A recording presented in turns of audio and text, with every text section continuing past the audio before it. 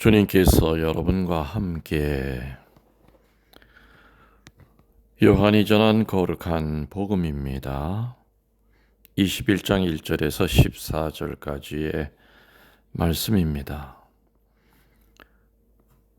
그때 예수님께서는 티베리아스 호숫가에서 다시 제자들에게 당신 자신을 드러내셨는데 이렇게 드러내셨다. 시몬 베드로와 쌍둥이라고 불리는 토마스, 갈릴레아 카나 출신 나타나엘과 제베데오의 아들들, 그리고 그분의 다른 두 제자가 함께 있었다. 시몬 베드로가 그들에게 나는 고기를 잡으러 가네 하고 말하자 그들이 우리도 함께 가겠소 하였다. 그들이 밖으로 나가 배를 탔지만 그날 밤에는 아무것도 잡지 못하였다. 어느덧 아침이 될 무렵 예수님께서 물가에 서 계셨다. 그러나 제자들은 그분이 예수님이신 줄을 알지 못하였다. 예수님께서 그들에게 얘들아 뭘 좀 잡았느냐 하시자 그들이 대답하였다. 못 잡았습니다. 예수님께서 그들에게 이르셨다. 그물을 배 오른쪽에 던져라. 그러면 고기가 잡힐 것이다. 그래서 제자들이 그물을 던졌더니 고기가 너무 많이 걸려 그물을 끌어올릴 수가 없었다. 예수님께서 사랑하신 그 제자가 베드로에게 주님이십니다 하고 말하였다. 주님이시라는 말을 듣자 옷을 벗고 있던 베드로는 겉옷을 두르고 호수로 뛰어들었다. 다른 제자들은 그 작은 배로 고기가 든 그물을 끌고 왔다. 그들은 뭇에서 100m쯤밖에 떨어져 있지 않았던 것이다. 그들이 뭇에 내려서 보니 숯불이 있고 그 위에 물고기가 놓여 있고 빵도 있었다. 예수님께서 그들에게 말씀하셨다. 방금 잡은 고기를 몇 마리 가져오너라. 그러자 시몬 베드로가 배에 올라 그물을 뭇으로 끌어올렸다. 그 안에는 큰 고기가 153마리나 가득 들어 있었다. 고기가 그토록 많은데도 그물이 찢어지지 않았다. 예수님께서 그들에게 와서 아침 먹어라 하고 말씀하셨다. 제자들 가운데는 누구십니까 하고 감히 묻는 사람이 없었다. 그분이 주님이시라는 것을 알고 있었기 때문이다. 예수님께서는 다가가셔서 빵을 들어 그들에게 주시고 고기도 그렇게 주셨다. 이렇게 예수님께서는 죽은 이들 가운데서 되살아나신 뒤에 세 번째로 제자들에게 나타나셨다. 주님의 말씀입니다. 찬미 예수님, 주님의 이름으로 평화를 빕니다. 날씨가 많이 더워졌습니다. 저는 요즘 반팔 입고 밖으로 외출도 합니다. 그만큼 이제 봄이 짧아지고 여름이 금세 왔다는 얘기죠. 그래서 봄을 더 좀 만끽하고 싶은데 또 봄꽃을 더 좀 많이 오랫동안 보고 싶은데 그러지 못하는 것이 좀 많이 안타깝습니다. 오늘 복음 이야기는 갈릴레아 호수에 어부들이 고기를 잡는 것에 대해서 너무나 잘 알고 쓴 것이 분명합니다. 왜냐하면 갈릴리아 호수에서는 낮보다는 야간이 고기를 잡기에 좋은 시간이기 때문이지요. 야간에 불을 켜고 투망을 던져서 고기를 잡는 모습을 멀리서 보면 아주 아름다운 광경이었다고 합니다. 오늘 복음이 전하는 바에 의하면 육지에서 100m쯤 떨어진 거리라고 하니까 불을 켜고 배 위에서 고기의 이동을 보는 것보다는 땅에서 고깃대 이동을 더 잘 볼 수 있기도 한 상황이었을 겁니다. 바로 이러한 환경 속에서 부활하신 예수님은 마치 오늘날까지 다른 어부들이 하고 있듯이 친구 어부들을 위해서 안내역을 하십니다. 2000년 전이나 지금이나 어부들끼리의 그 끈끈한 정이 있다고 그럽니다. 소위 뱃사람의 정이라고 그러죠. 그래서 옛날에도 보면은 고기 잡으러 나간 어부들이 돌아올 때쯤이면은 못 나간 그 어부들은 숯불을 펴놓고 고기를 굽고 음식을 만들어서 추위에 떨면서 밤새 고기를 잡고 돌아온 어부들을 따뜻하게 맞이한다고 합니다. 그런 모습으로 예수님은 똑같이 오늘 어부들을 맞이하고 있습니다.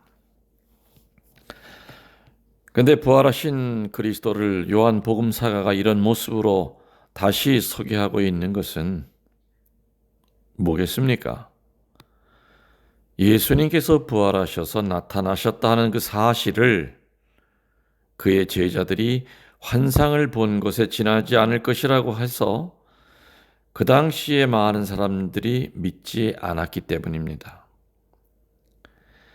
한편에서는 또 많은 사람들이 예수 그리스도의 부활은 실제로 있는 일이라고 믿었는가 하면 또 다른 많은 이들은 실제성을 인정하지 않고 환상이나 환각일 것이라고 했기 때문이지요. 그래서 아무튼 여러 가지 의견들이 많았습니다. 무슨 사람이 부활할 수 있느냐? 헛거본 것이다. 아니다. 정말 부활했다. 제자들 사이에서도 이거를 확실히 믿지를 못하는 제자들이 있었던 겁니다.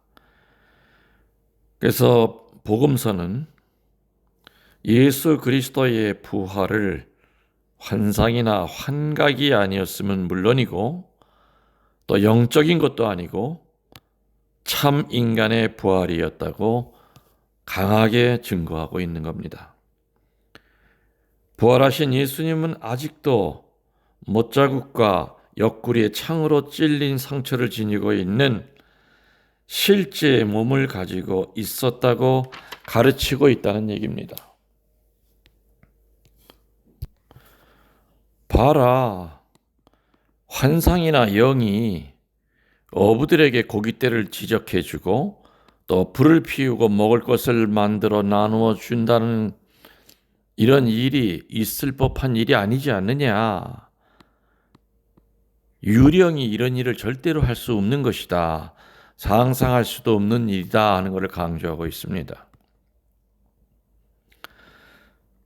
그럼에도 불구하고 오늘 복음이 말해주듯이 부활하신 예수 그리스도는 그 모든 일을 낱낱이 하십니다.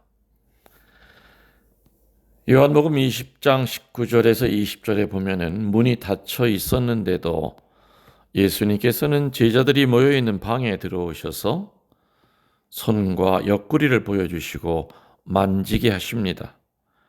그리고 함께 대화를 나누십니다. 즉 이 말은 예수님은 부활하신 후에도 육체를 가지고 계셨으며 베드로와 동료들에게 나 만져봐라. 나는 신체가 없는 악령이 아니라는 것을 알게 하시고자 하는 뜻이었다는 겁니다.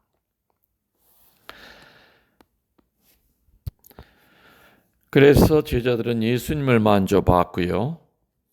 그리고는 믿었습니다. 제자들이 스승인 예수님의 육신과 상처와 피를 확인했기 때문이지요. 이런 일들은 예수 그리스도의 부활이 현실적으로 실제 있었던 사실임을 증명하고 강조하기 위해서 이루어졌던 겁니다. 여러분들 153마리라고 하는 구체적인 이 숫자가 좀 신경 쓰이지 않으십니까? 이 153이 뭘까? 뭐를 상징하는 것일까? 우선 100이라고 하는 숫자는 완전을 의미하는 숫자입니다. 예를 들어서 마태복음 18장 12절에 목자의 완전한 양의 수를 100마리라고 했고요.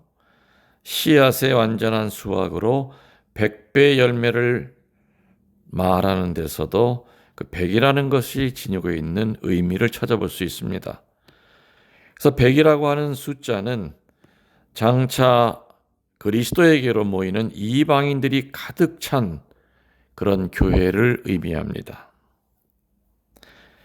그리고 50은 모일 수 있는 이스라엘 백성의 수를 뜻합니다. 좀 더 정확히 얘기하면은 12지파 외에도 작은 소수 부족들까지 합치면 50여 부족이 됐던 겁니다. 그래서 50은 그런 의미입니다. 모을 수 있는 이스라엘의 백성의 수를 뜻합니다. 그리고 마지막으로 3은 삼위일체를 나타내고 있고 모든 것은 그 영광을 위하여 이루어진다는 뜻이지요. 바다에는 153종의 각기 다른 물고기가 있어서 잡은 물고기는 모든 종류를 그 그물에다 포함하고 있습니다.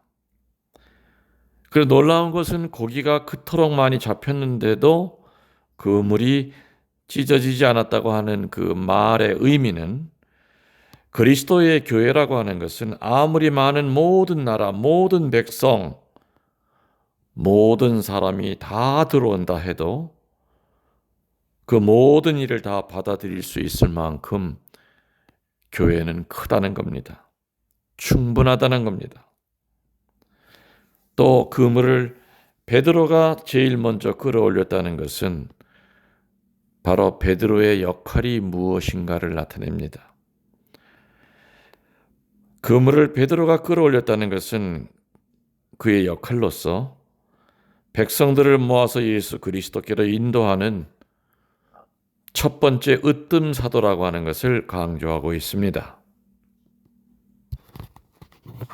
다시 한번 오늘 복음을 정리해 드리면 이겁니다. 부활하신 예수님을 요한복음사가가 여러분이 지금 들으신 그런 모습으로 소개하고 있는 가장 중요한 이유는 그때 상황을 누구보다도 잘 알고 기억하고 있었기 때문입니다.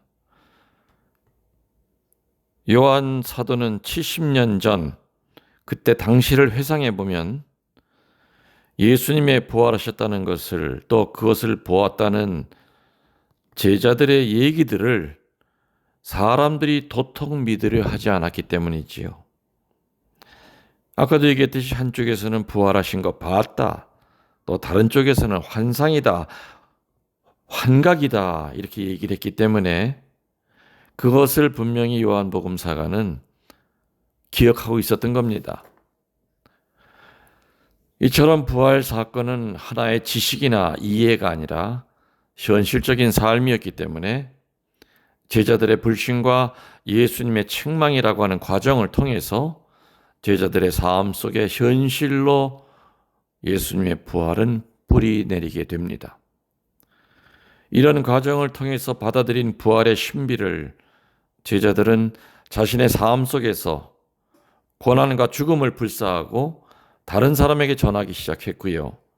그렇게 하여 우리 신앙의 핵심이 자리 잡게 됩니다. 오늘을 살아가는 우리들은 이러한 예수님의 부활에 대하여 어떤 믿음을 가지고 어떻게 감사하고 있는지 스스로 뒤돌아봐야 될 겁니다. 더불어서 부활하신 예수님을 자신의 삶 속에서 발견하도록 노력해야 됩니다. 부활은 아침에 눈을 뜨는 것이 부활이라고 그랬습니다. 겸손하게 변해가는 자신을 바라보는 것이 부활이라고 그랬고요.